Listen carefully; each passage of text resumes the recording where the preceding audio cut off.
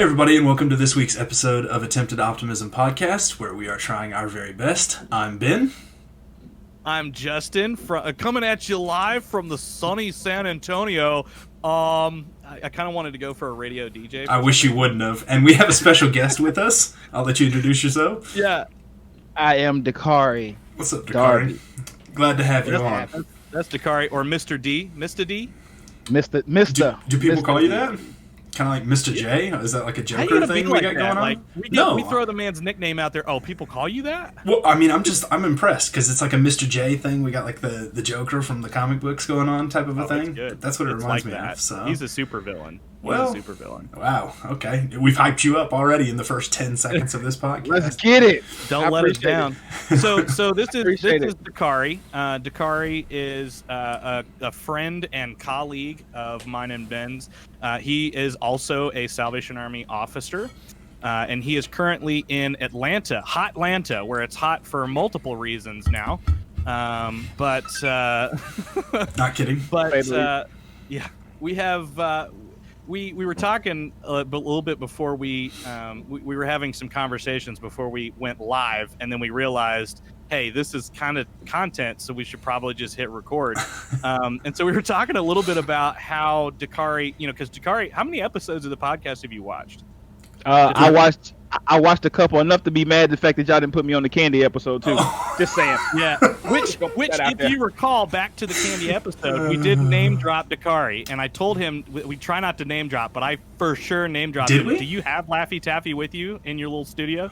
We Dude, like it's in the kitchen. Like I said, yeah. it's in the We other room. did. Yeah, it's 20 steps or less, but he needs the extra 20 steps, because if he goes to get Laffy Taffy, he's getting all of it. So That's wild. I forgot about that. I really had Yeah. forgotten that had been a thing.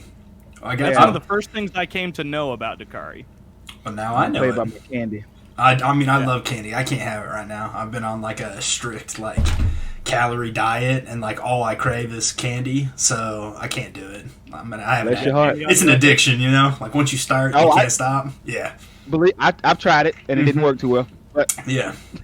Tough scenes. But anyways, Dakarai's with us. Yeah, Dakarai's with us, and so we had he's watched a couple of podcast episodes and things like that, and 2 weeks ago we had done our episode where my wife and I had attended a Houston protest for George Floyd, and his family was present, and it was a Black Lives Matter protest. I think they organized it, and so we talked a little bit about Black Lives Matter and kind of where we sit with all of that. And just kind of the idea of making sure that we're supporting people that are oppressed, people that are kind of like what the Bible says. Yeah, that we should crazy. Be there for the Hey, calm down on the controversial stuff, all right, buddy? Calm down. Yeah, the Bible in here. What's up? And so we kind of wanted to, Dakarai had reached out that he kind of wanted to participate in a conversation that we had, and so that seemed like the only right way to go about, reapproaching this thing, because the last time it was two guys that were trying to be woke and look into. We're trying to better understand. Trying to better understand, listen, learn, that kind of thing. And I'm not sure how well we've done at that. I've kind of popped off in Facebook a little bit, probably gotten a little hotter than I should have and things like that. But, but now we have somebody who can share a little bit more of those types of experiences. And I'm not really sure where you want to start with that. If I don't know if you just want to snatch up the show and do what you want with it, but go crazy. You look like you got to say something, so get it out there. No, I'll just speak on what I was listening to last time. I think it was great, the fact that you guys took the time and had the conversation. Period. That's the reason why I was like, oh, I just want to be a part of that conversation, because it seemed like you had I'm all for the right intentions. Like you were like, okay, how do I do X, Y, and Z? How do I stay involved? How do I do this? Which was, to me, was encouraging. And so that's why I reached out. I was like, hey man, I would love to be a part of the conversation, because it was encouraging to me. Like, okay, let me further the conversation. And also, I think we need to sit down we need to have these tough. That was the motivation behind it all. But so yeah, I didn't know like particular avenue I was trying to get. No, none at all. Yeah. It was just cool to watch the fact that you guys were having this conversation, not prompted. Nobody told you this. This is what to do. This is what we're doing. It's just, hey, this is something we need to talk about. Let's have that conversation. So I thought it was awesome to me. So. Yeah, for sure. We certainly go ahead. No, you go. I don't know what I was gonna say. You go ahead. Well, I was gonna say because we talked a little bit about 2 weeks ago. I keep wanting to say last week, but we talked a little bit 2 weeks ago about going to the Houston protest and seeing. Ben and I kind of did like a bit of an interview kind of thing, and one of the things that we talked about was was it peaceful? Was there a police presence and things like that?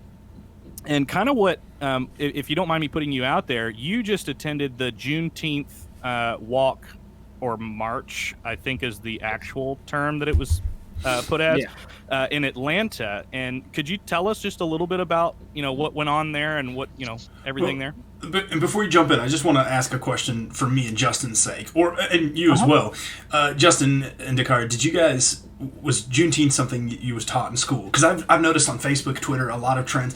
People are coming out and saying, I've never heard of this until this year or maybe a few years ago.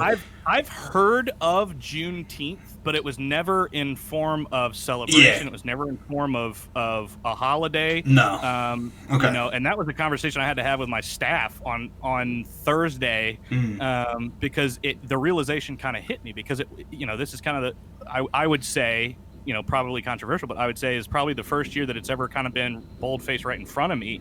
As bad as that is to say, but that was something that I wanted to have a conversation about with my staff. Go ahead, Dakarai. Okay, so I'm going to answer the question, and then I'm going to get to the march I went to. The question was, no, it was never taught to me in school. It was actually taught to me by my grandmother. Oh, wow.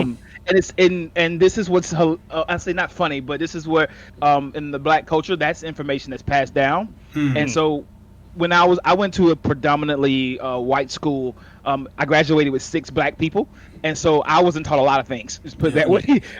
But people, they would say this is what happened, this is the information, but they would just gloss over it. And then my grandmother and other people in my family explained it to the younger generation of what Juneteenth was and the celebration and things like that. So that's just kind of I guess I want to say like an in-house type of conversation that you have in the African American family. It's just one of those things that we get privileged to know, which is sad. I'm sorry you just not knowing about this. Yeah.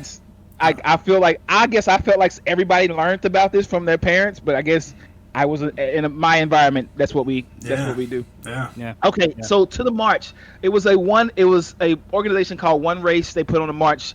One Race was a collective group of pastors who got together in Atlanta and said we need to do something about what's going on. And so they did this One Race march on Atlanta. And it was about 15,000 people. Wow. In Centennial Park. And it was 15,000 people in Centennial Park, all races, denominations, a small glimpse of what heaven's going to look like. Absolutely. For me, from my perspective, it was amazing to see. I was so blessed to be a part of it. I'll tell you that from the beginning. It was amazing.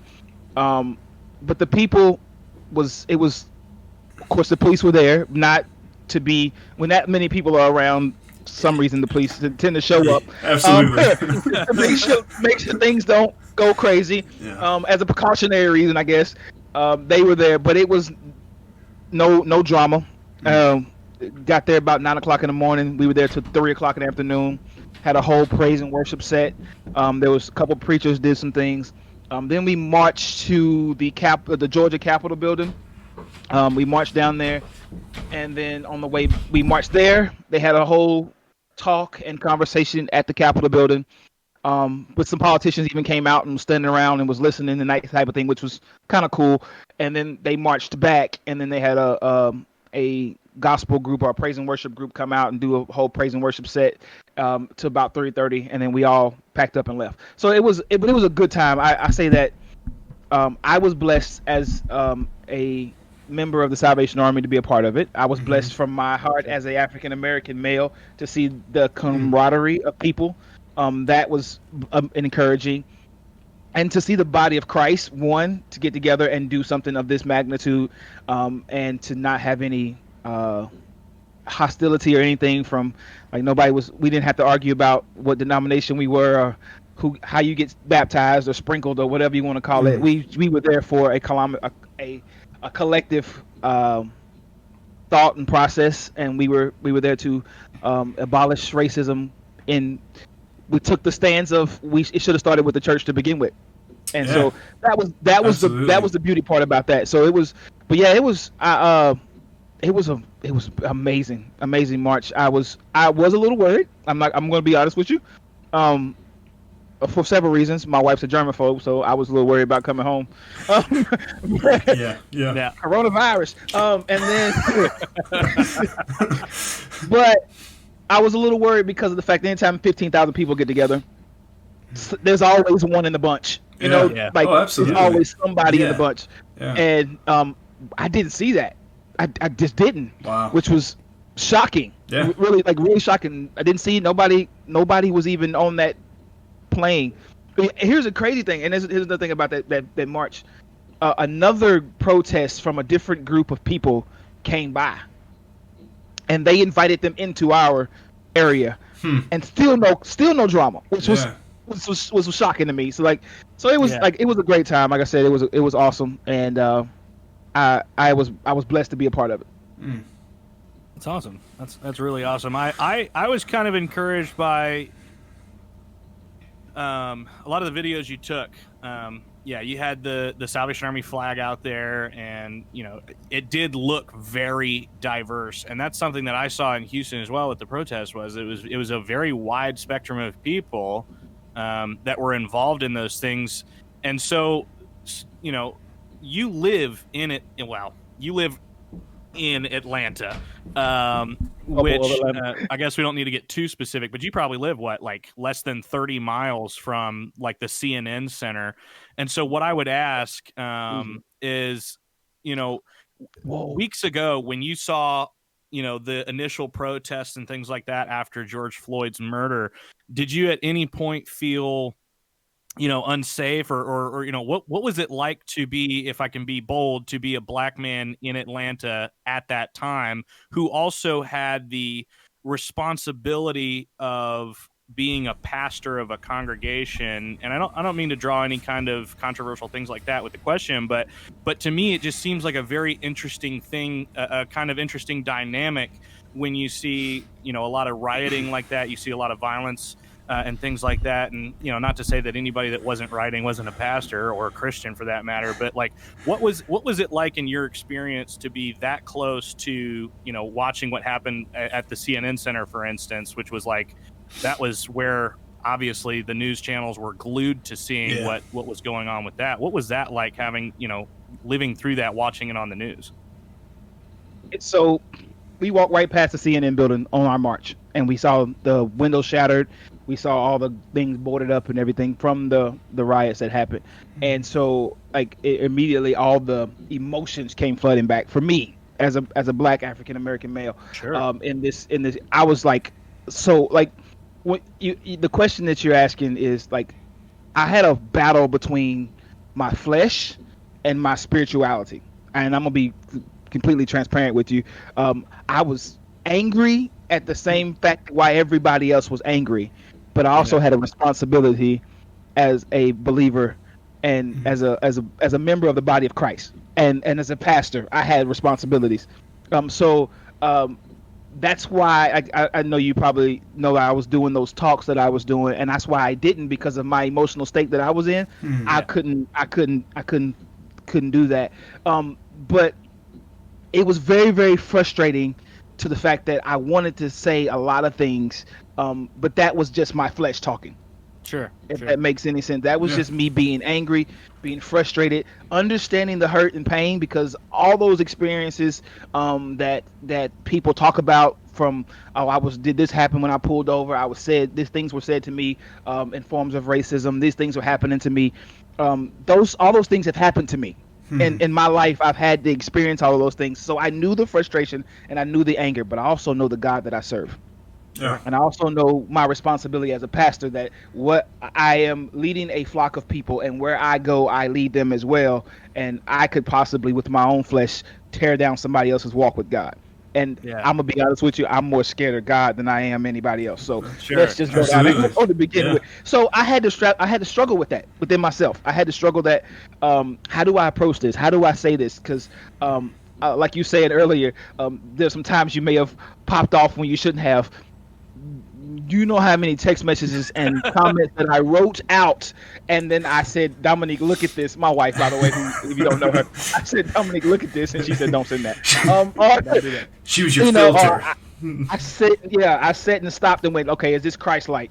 That's how I've had to approach this. Is like, is this Christ-like? Yeah. Is what I'm about to say, Christ-like, biblically sound, approaching the kingdom of getting everybody to the kingdom and into the glory of God to begin with. If that's not what I'm saying, then I had to struggle with that, and that's been really hard because my flesh, man, I'm telling you, it's some things that I've really wanted to say to people, like, you just don't understand how this feels. Yeah. You just don't understand how, when being followed in the store for no apparent reason, those type of things. I'll tell you, I'll give you a story that just that even in the most recent 3 or 4 years of me being a Salvation Army officer, I walked into a Rotary Club meeting, and I was the only African American male in the room, period. Only African American in the room, period. But I walked in and I was responsible for speaking. I did my little spiel, and the first thing that a person told to me was, "Oh, I guess you do know what you're talking about." You immediately had the preconception of the fact that you didn't think I knew what I was doing until I had to speak, which was Wow. That happened to me in the last 5 years of me being an officer. So those type of things, like I have to struggle with, as well as it's a difficult subject.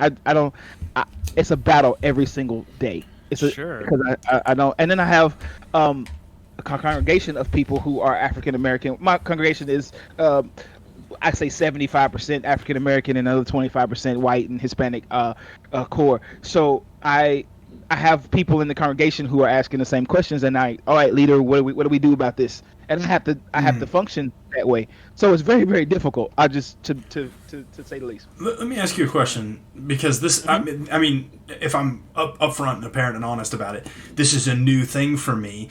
But how do you, as an African American person, deal with?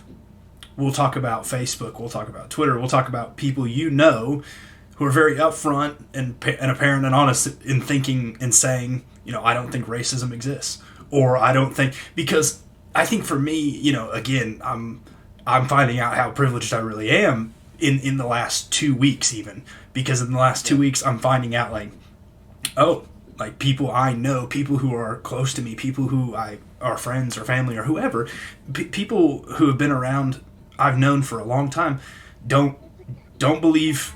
Go back. I'll finish. Bye. Sorry about that. No, that's all right. Listen.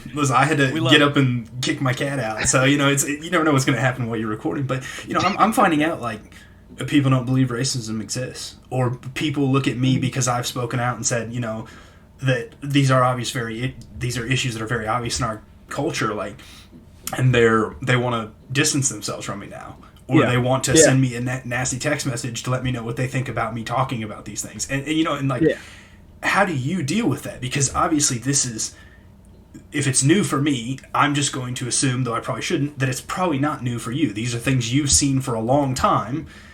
How do you go about in a Christ-like, because we're talking, trying to be Christ-like in all of this. How do you go about dealing with that? Because over the last 2 weeks, I find myself going like, I can't deal with this. Like, I can't believe, and then I have to like check myself and be like, yeah, that's not how it works.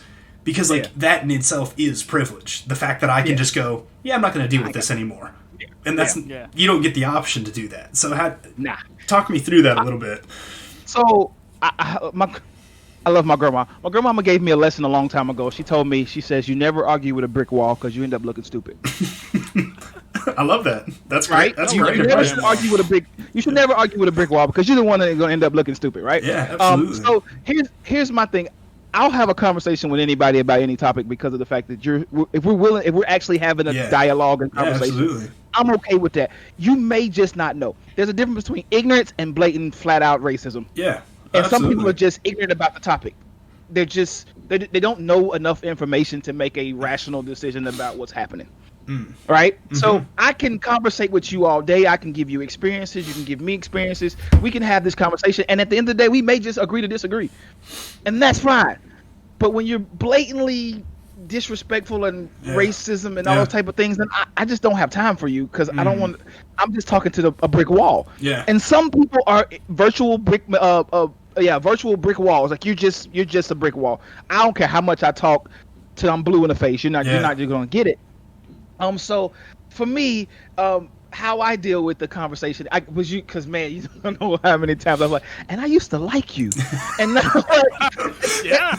that had like you. Yeah. So many people, and with the world of social media, there's people you've come across and they like you as friends on these social media platforms, and then this has shown light to how they either think or they see or how they perceive the world, and then you try to correct them and they just go into this. Yeah. And I'm like, oh, okay, now I see what, like, how this really works. So I tend to just navigate my way through it in the lens of, are we really having a conversation about this, or are you just being flat out disrespectful and don't want to learn, don't want to have any, and that's why I was so encouraged to talk to you guys, because you actually seem like, okay, I really want to understand what's going on. Yeah, I mean, listen, I'll sit down and have a conversation with you all day and go, well, okay, we may just be agreeing to disagree, or we may be fighting over semantics or something like that. Yeah. But at the end of the day, if you're going to be disrespectful, then I don't have time for it. And I know you said, like, I can't cut it off. I mean, it's in my face every single day. Yeah. I see it, even in this wonderful world and this organization we call the Salvation Army. Yeah. I see it, and it's beautiful and it's heartbreaking at the same time. Because I can see that people are changing. I can see that people are at least willing to have the conversation. Yeah. And for sure. At this point, there's sometimes it's a benefit in just saying, okay, I want to understand, and I'm open to listening to you or your side of the view. Other than that, you don't stand and argue with the brick wall, man. Well, I mean that's certainly good advice, because I genuinely it was like 2 days ago, I felt like filled with rage, because I was like, I cannot see how you cannot see what's going on in the world. I mean, I really it was like arguing with a brick wall. Like, I wanted to throw my phone into a wall, and just because I just couldn't grasp, and I'm not an expert in any of these matters, as you know, and why we're sitting here talking, but I've been really trying to extensively do research and find articles and find backing that makes sense and has actually been proven, and I'm finding, stuff from the government that they've put out and things that are it's systematically true that African Americans are oppressed in this country, and it's I'm reading these things and it's bringing me to rage, and I'm trying to show them to people and go but look, studies have shown these things, and people are nah, it's not there, and I'm it's mind-boggling. I think I figured some of that out because I've been trying to look at whiteness and what whiteness does, right? This is not going to be. Yeah, I don't know where this is going. So I'm worried now. Yeah. We've had these conversations where we talk about how white people have responded in multiple ways, maybe 3 ways, probably more, but maybe 3 main ways that white people have responded to, what I would call the recent current events, because at this point it's too numerous to. God, there was this one poster in Houston, and it was literally all the names of every single black person that has been murdered by somebody in authority, or police mainly, but just something that has gone. And I mean, it's like a decent size poster board full of names. And it was just the names on the poster board. And I'm like, I can't even fathom trying to look at more than 2 of those on that thing right now. Obviously, we're walking. It's hot, Houston, sunny, But more importantly, looking at all those different names. And so, the way that I've tried to visualize this is that there are 3 main responses. There is a response of continued racism. Yeah. Okay, there's the response of what the term I've seen everywhere is wokeness, right? It's where people are waking up to what's going on. Are people saying that? Let me just ask you. People are. I'm telling you, people are saying it, bro. Don't start with me. It's politically Don't acceptable. start with me. I just feel weird. The term is trending on Twitter. I'm gonna be honest with you. If somebody said to me like, "You're woke," I don't feel like that's something that I am. You know what I mean? I'm like, I don't know if that's that's the you're term. A humble I'm loser. Yeah, well, appreciate that. Thank you, but I don't know. It's not. So you have what? Okay, so let me put it a different way. You have people that are maintaining their racism, right, or doubling down. You have people that are sort of trying to listen and learn and figure things out and see what the perspective is. And then there's people that I don't feel like I should say that they're in the middle, because I think that it's actually, One or the further other. over to one or the other. Mm-hmm. But there are people, and these are the types of people, and when I say it, you're going to know exactly what I'm talking about. It's the type of people that argue to the death on Facebook and Twitter and everything else. It's the hashtag All Lives Matter people. It's the and in-betweens. there's nothing wrong. There's nothing wrong He with went that there. necessarily. We were and always going to go inherently. there. Yeah. I look at Dakarai, though. It's okay, Dakarai. There's nothing necessarily wrong with what they're saying. It's the fact that they defend this to the death. And what I believe it is that it's them taking what they already understand about a situation, and they're trying to be inclusive, but in the incorrect way. Does that make sense? They're trying to be inclusive to, that it's all of our problem, that it's, we're all children of God, and we are, and those things are true. But the fact of the matter is that it's not helpful for the conversations, at least as far as my own whiteness can understand, it's not helpful for the conversation of Black Lives Matter to sit here and say that all lives matter, because obviously the evidence is that not all lives matter. And I think that's what people are upset about, and that's what people are probably more upset at, because there's blatant racism and racists, and then there's the people that are They're doing sitting the fence basically without understanding that they're doing. Yeah, What'd you say? I said they're sitting on the fence. They're trying to be like they want to be in support of the injustice that we're seeing, but at the same time they don't want to just come out and say Black Lives Matter. And I think, and I'm not arguing for them, I think a lot of people are using the excuse of like, oh, well, I don't support the Black Lives movement, the Black Lives Matter movement, the political movement. Black Lives Matter hashtag. Yeah. But Justin and I have talked about it, and I know I've talked with it behind, not on a podcast, with a lot of people that are close to me. And like, have you ever actually heard me say that's what I'm supporting? Like, I'm not saying I'm not supporting a political movement. I'm supporting Black lives. Like, that's what's in the first part of that phrase, and I think that's what's like. I think, unfortunately, and this podcast might be more controversial than we ever planned on it being, but like, I think, unfortunately, what we're seeing that a lot in the Christian community, and that's and we need Christians to come out and say Black Lives Matter. But what we're seeing is they're saying, well, all lives matter. I think it's worse. I think it's worse. I think it's worse. For a Christian to say it that way, I think it's even worse. I think it's worse. People who, because I understand like you said, the reasoning behind it is, yes, God, we're all children of God. Yeah. Well, yes, but there's also a 1 out of the 99 that needs help right now. Yeah. And when Jesus said, "Hey, I know you 99 are fine, but there's one group there's one that's hurting and oppressed and needs help, and I'm going to leave you for right now to go shut up and chew your grass. Shut up and chew your grass. All right, I'm going to go look for this one right now. I'll be back." Like that type of deal. And to me, as a pastor, and I had this argument with a guy on Facebook, which I probably shouldn't have. Dangerous. I had an argument with this guy, another pastor, by the way, who blatantly, "Oh yeah, all lives matter." Okay, I get that, but right now, and I said it like this, and I said, so, if we're gonna say all lives matter, let's include all in the fact that of the discrimination I feel every day. Let's include all in the oppressed, the racial comments that I get every day. Let's include all with the fear and the frustration that I get every time, not even getting pulled over, just a police officer gets behind me. Yeah. Like, let's include everybody in that fear. Let everybody feel that if all lives matter, then all things happen for all people. Then let's include everybody in that. Yeah. And I guarantee you don't want to have to live life like that.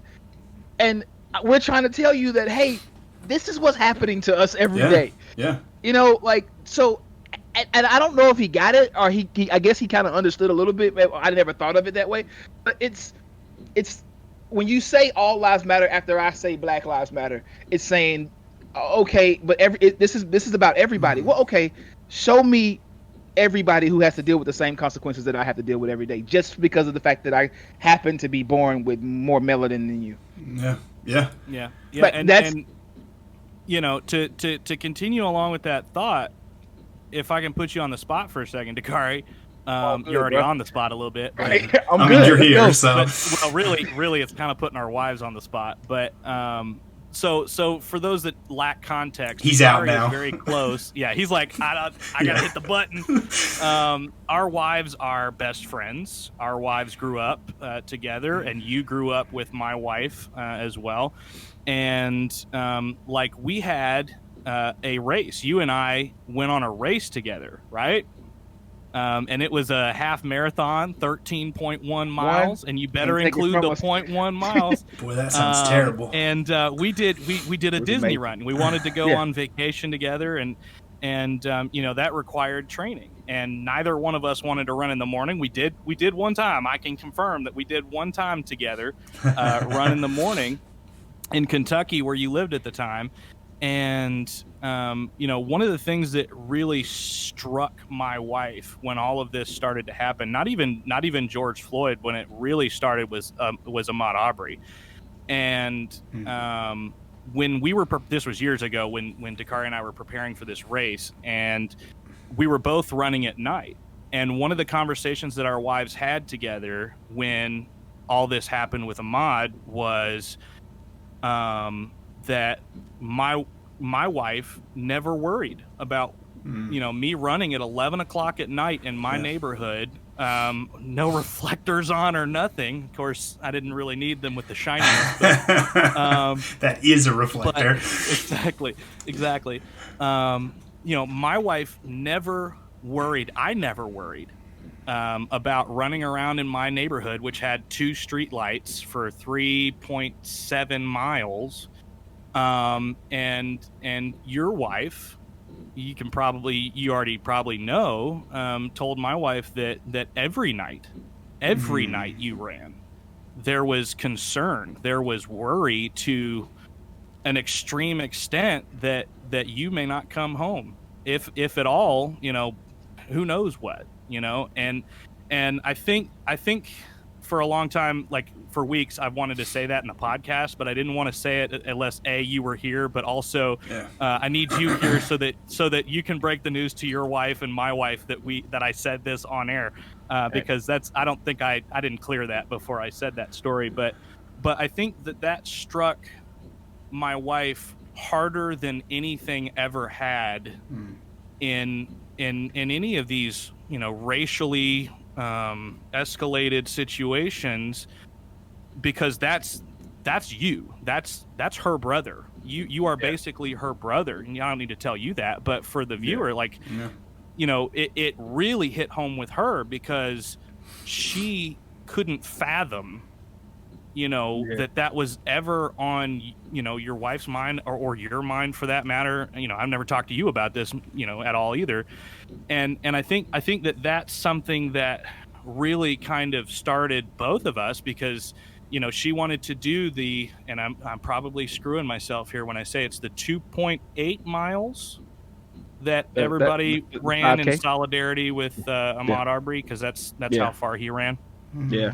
And we did that, and I wasn't on board necessarily. You know, I felt bad for the situation. I thought it was an awful situation, and I was probably one of those on the fence people that was just like not understanding what was going on, but like, you know, all lives matter kind of thing. And then it started to get real when I saw how it was affecting my wife and how, you know, she was starting to look into things. And that was when we started looking at the protest, because lo and behold, weeks later, you know, George Floyd was murdered and suffocated to death.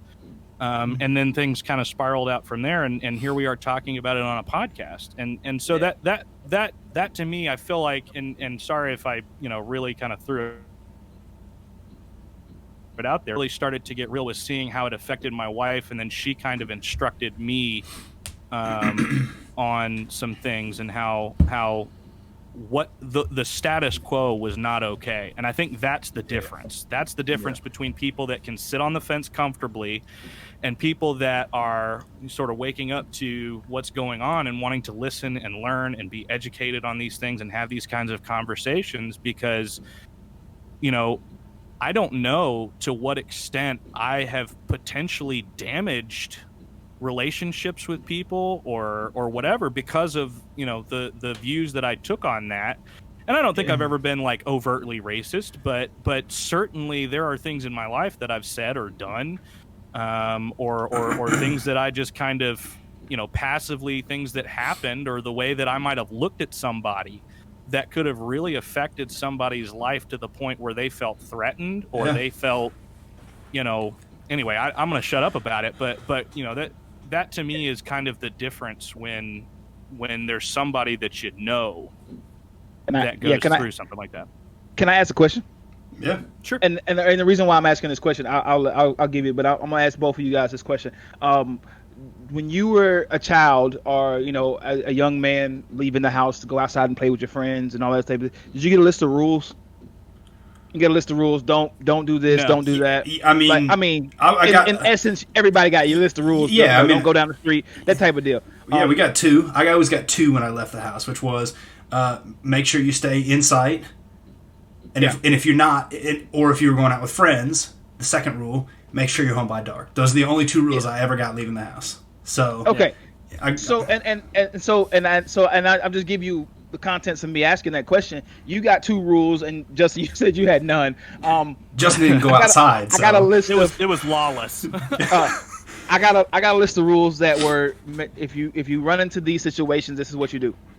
And when I tell you, it was not like a I had the street lights, and the street lights come on, be inside the house type of deal. But it was, if the police show up, don't run, don't do this, put your hands down, lay on the ground, behave, obey, don't back talk, don't do all these things. This is a list of rules for that. If you encounter a certain type of person, of a certain white person in this situation, make sure you're respectful, make sure you do. I got a laundry list of rules that said don't do this, don't do that. Wow. And this is the type of and not because we were my grandmother was afraid that I was going to do anything wrong. It was, I just need you to come home. Yeah. Period. Yeah, like I don't care. It may not feel good what you're about to have to say. They may be completely in the wrong. I need you to come back home. And I told you I went to a high school. I graduated with 6 black people. That can tell you the dynamics of this school. I was a star athlete in football, a star athlete in basketball. And every single day I had a game, a night game or something like that. My grandmother told me she would just stay up and say, I just need you to come home. I don't care what you did on the news. I don't care how many yards you ran. I don't care how many points you scored in basketball. I need your behind to come home. And I was like, but I need you to go up, and I need you to come home. And it was it wasn't until I got older that I realized that she did not care about the fact of the things, my accomplishments and stuff. Yeah. All she cared about was the fact that I went to a predominantly white school, playing against another list of predominantly white schools, and I was the target because I can dribble a ball and run a football. And so she was like, I know they're looking at you. I know these things are happening. I need you to be in the house tonight. So that's just the type of not that you did it like I said. Like, there's people who are just don't overtly know. Nobody knows these things. We don't talk about them. Yeah. Nobody, the black community doesn't say, hey, do you know I have to deal with this? Like, no, we don't talk about that. It's just something that we pass down from generation to generation. And I even told my own kids that. That's crazy. I got my 2 kids. I've said, listen, when this happens, this is what you need to do. And wow. To the point where I'm like, man, that's crazy that it's 2020 and I still got to teach my kids how to quote unquote behave in the presence of police officers. How old are you kids, if you don't mind me asking? I don't know the age. I have a 5-year-old and a 9-year-old. My 9-year-old girl and a 5-year-old boy. And I still have to say, hey, listen, when you go in the store, keep your hands out of your pockets because they don't think you stole something. Don't touch nothing you can't pay for. Wow. Like, all those type of things that we were taught as a kid, just so nothing confrontational even happens. Not to say that it was like, no, we just don't want it to even get to that point. So we teach them, hey, keep your hands out of your pockets, be respectful, say yes ma'am, yes sir, all these type of things to anybody that comes your way. You be respectful in these type of things. Like you said, don't touch nothing you can't afford to pay for.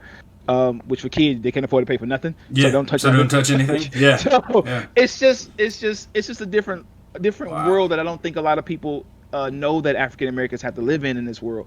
Because we play it, we do so good of a job of I won't say hiding it, but we don't talk about it, like, because it's a pride type of thing. Like I'm not gonna tell you that I have to do these things. It's just what happens in my life. And mostly, who would understand anyway? Facts. Wow. Sorry. That's correct. No. Facts. I was told to don't use my lingo. No, use that lingo. Slang is fine. Salvation Army lingo is where we lose people. People are like, I don't know what that is, but I don't know what facts means. Yeah, no. Yeah, well, I mean, I'm gonna be honest with you. Just like as I'm listening to that, it's really heartbreaking for me. Because I grew up we talked about it on the first podcast. Like I grew up in the middle of Kansas. Like we had all I can think of. We had one African American student in like the 10 years I went to school there. So I couldn't even I didn't even grow up around any of this kind of thing. I do remember very specifically. Like I remember we had like did you guys have walkathons when you were in school? Yeah. Do you know what a walkathon is? Yeah. Justin doesn't know what that is. Walking. Yeah. I mean, we've lost him. We lost him at the word walk. No, walkathons. It's like people pay you for however many laps you do or whatever. It's like raising money for, I don't know what it raised money for, to be honest with you. But I do remember the one African American student, like he got bullied and hazed, and at that time, like for me as a kid, I was like, oh, that's really sad. But like looking back, like it very obviously was like targeted racism. Like, he's the only person that looked anything different than the rest of us.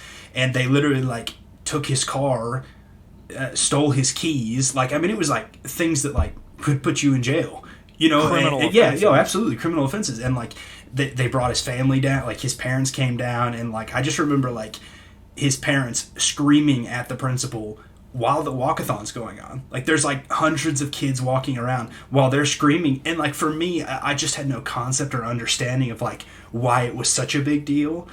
But, like, looking back, you go, like, oh, it was a big deal. Like, he was the only person that looked different than us. And they targeted him for that reason. And, but for, like, again, that's the only time I'd ever seen any kind of racism in my entire life with no real understanding of what it was. And so, like, listening to you talk about these things, like, it's really heartbreaking. Like, I have a 2-year-old and, like, I can't imagine as a 4 or 5-year-old, or I don't know what age you have to have that conversation with your kids. Like, I can't imagine having to have that conversation with my kid.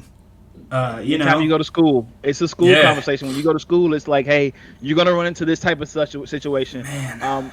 And here's a crazy part about this. I got into an altercation. It's a football game. I got into an altercation in the football game. Everybody's spirits is high. Everybody's emotions are high. It's a competitive sport, so everybody's amped up. And we were playing in the school, and when we pulled into the bus, I already knew that it was going to be one of them type of games. Yeah. I just knew the black running back was going to get all the comments, and so I just knew it. And I had conditioned myself to know, okay, the school that I go to plays other schools like it, so I know it's going to come down that way. Yeah. I'm okay with this. But we got into the middle of the game, and I obviously started to notice that the referees were on that same level. And so this guy done some very disrespectful stuff I won't say on your podcast. But needless to say, we got into a altercation.